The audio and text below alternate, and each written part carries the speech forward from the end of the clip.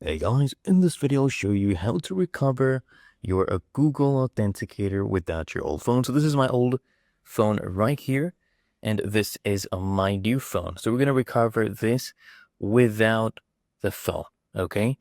Now, first things first, let me apologize for taking a video like this, since basically Google Authenticator blocks out screen recordings. All you see is a black screen, so we have to make a video in this manner. Now, first I'll open up a Google Authenticator, right?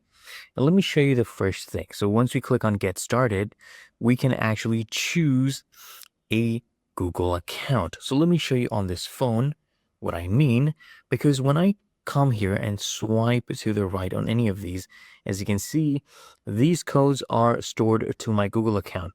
So if you had stored everything to your Google account, all you would need to do is sign in. Of course, I'll show you the other way as well.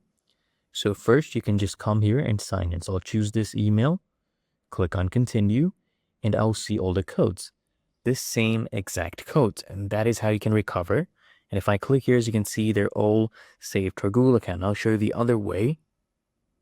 Now, in this way, what I need you to do in advance, you should have backed up your code. So if you come to the top left, click on those three horizontal lines, click on transfer codes, and then export codes.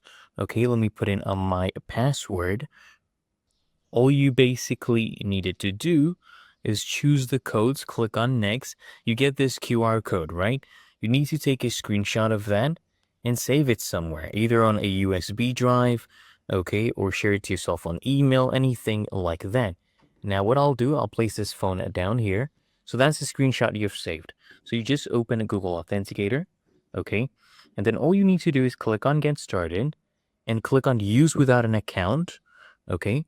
Then just come here at the top left, click on these three horizontal lines, transfer codes, then click on import codes, okay?